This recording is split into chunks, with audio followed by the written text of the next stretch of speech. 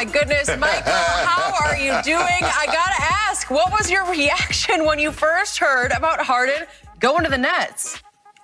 Well, good to be here. Thanks for having me, you guys. I hope everybody is good. My reaction was relief.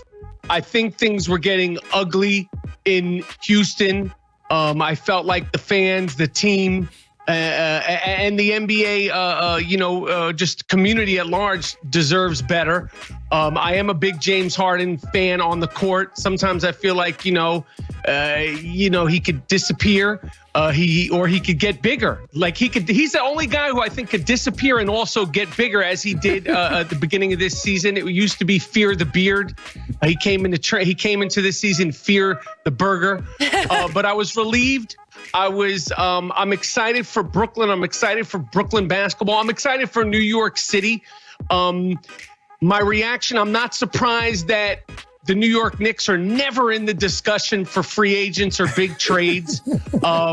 They're not a good team. They don't have a guy. None of their draft picks are guys. If you look at every team that's substantial, every team that's relevant in the league, they either have 1, 2, or sometimes 3 guys, whether it's the Lakers or Milwaukee or Philadelphia, Boston, the Clippers, even Denver.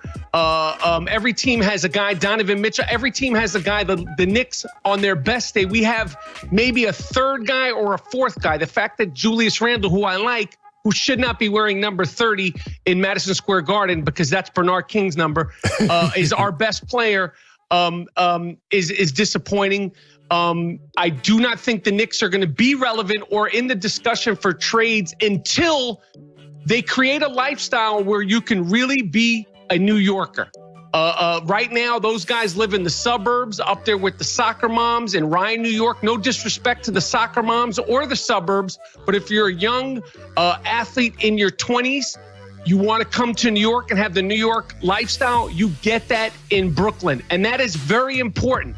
And I think that's why Brooklyn has become way more sexy and way more alluring, aside from the fact that the team and the culture and Steve Nash and, of course, Kevin Durant and another person who could disappear, Kyrie Irving, are there. So right now, this is a team with super duper firepower in Brooklyn. Brooklyn basketball is where no blood, no foul was created. This is not a no blood, no foul. This is 150 points in 7 seconds or less. Nash, Dan Antonio, Stoudemire. It's a supersonic offensive team. How ironic. The shot, to the Seattle Supersonics where Katie was drafted. It's the 3 mustached Musketeers. And, I think they're going to be a little bit better defensively eventually. But I will say this, as far as winning the title, we need to see if these 3 guys are going to play together, because right now, Kyrie Irving, we don't know what he's going to do. We don't know when he's going to do what he does. But we do know that Kevin Durant is healthy, knock on wood. We do know that he loves playing basketball. We do know that he looks like Kevin Durant. And I don't think James Harden, will be as hefty. He needs to stay away from all the Jamaican food on Flatbush Avenue.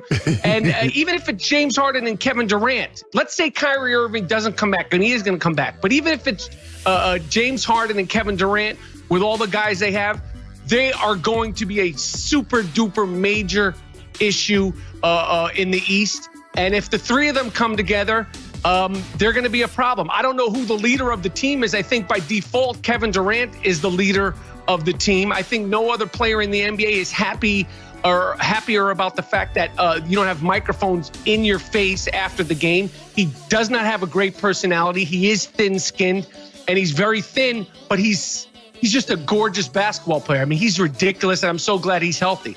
So it's exciting for Brooklyn. It's exciting for Brooklyn basketball. And Brooklyn is only 15 minutes away, 10 minutes away, train ride from Manhattan. So people that aren't New Yorkers, it's collective. And me personally, as much as I am disappointed with the Knicks, I'm happy for the city of New York and for basketball fans on the East Coast. I just got one question. I'm going to turn it over to Skip. What's your question, sir?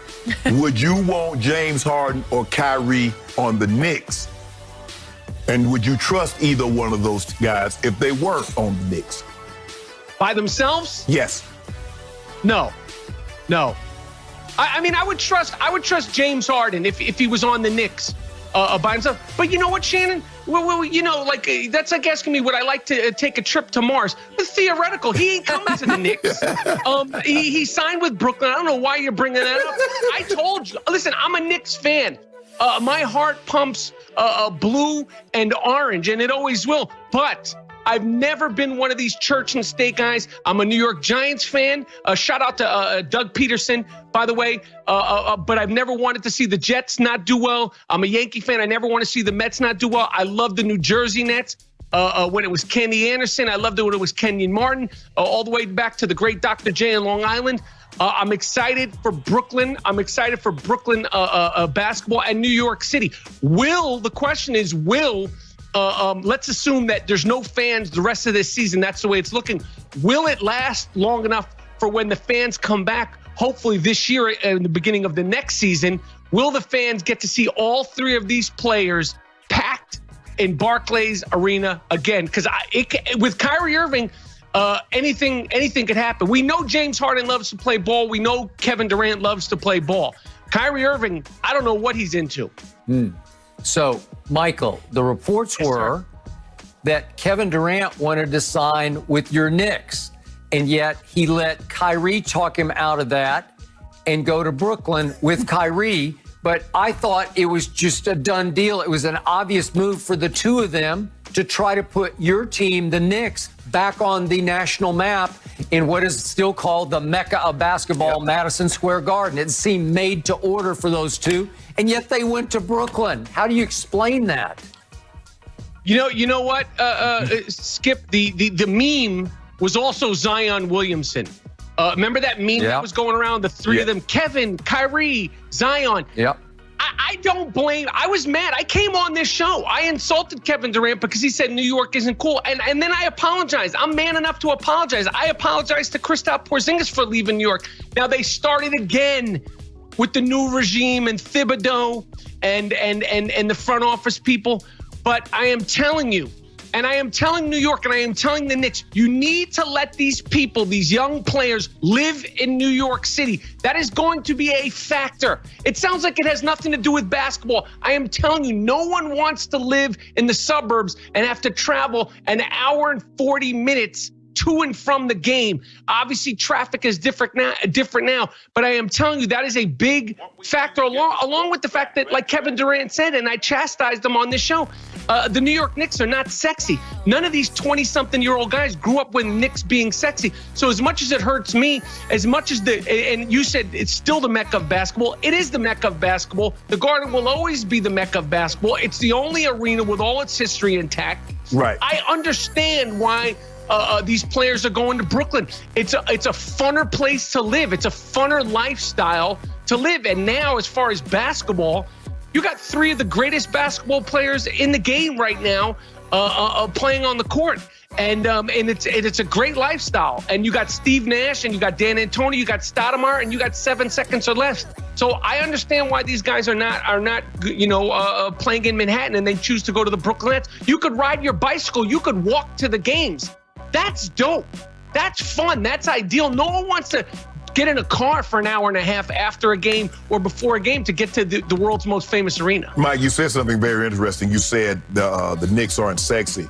Because when the Knicks were really good, that wasn't a pretty style of basketball that they were watching. The Lakers Showtime kept getting up and down the court, fast break basketball, layup, dunk, Magic Johnson with a no look. You know, playing football, winning a ball game 65-62 was not sexy. And as you mentioned, when you look at the Knicks, it's going to take somebody's going to have to, like some superstar is going to say, I'm going to be the man that's going to change the culture. Because right now, and as you said, that's the only arena that has not changed. The old Boston Garden is not the Boston Garden. The Lakers don't play in the Fabulous Forum anymore. The Chicago, the stadium, so everything, only Madison Square Garden is the Madison Square Garden as it used to be. It's kind of like old Boston, the Red Sox, what do they Fenway Park. It's still historic because it's been there. The Yankees have moved. Most everybody has got these up-to-date in Wrigley Field. Yeah. But you're right, Mike. The Boston Garden, the Madison Square Garden is the Mecca. But you're gonna have to get one superstar. One guy's gonna say, you know what? I'm gonna break the tradition. And a lot of people thought it was gonna be KD, but when KD showing you, it's going to be a while before someone else. Giannis has re-upped for another 5+ years. AD re-up for LeBron is re-up. I don't know who's coming. Donovan Mitchell, Jason Tatum, Brandon, all these young guys. So I don't know who you could possibly get unless you hit on somebody in the draft. And I don't know if these draft picks don't exist. These one-and-done guys, these transcendent players, the LeBron James, the Kevin Durant, these ridiculous players, they don't, like you said, I heard you guys, they don't grow on trees, and you can't manufacture them. No. So, Michael, real quick, last quick question. Just give us a quick answer to this one. What do you think is going on in Kyrie's head right now? I think Kyrie Irving, I don't buy this capital attack. You know, maybe I understood that one day. Nancy Pelosi's 80. She went back to work the same day. A lot of these people in Congress are 70 plus. They went back to work the same day and have gone to work. They work till 4 in the morning. So that one, I don't know what's going on with him. But I don't like it. I think it's disrespectful to his teammates. It's disrespectful to Steve Nash. It's disrespectful to the borough of Brooklyn. You know, if they're supposed to be best friends, who does that to your friend in the beginning of the season? So I don't buy it. And then when he comes back and you guys start hitting him with the hard questions, he's going to get all sensitive. He says, I just like to show up and do his job. Well, you guys should have a feeding frenzy on him and do your job. Because where you been? What are you doing? Why are you playing basketball? Why did you have your quote-unquote best friend come to a team and then you're disappearing? It's not dope. It's not cool. It's so not New York, and it's certainly not Brooklynish to do that to a friend. It's whack to me. Michael, it's great to have you. I love your energy. I love your willingness to come on and talk Laker about Nation, this. baby. We appreciate your time.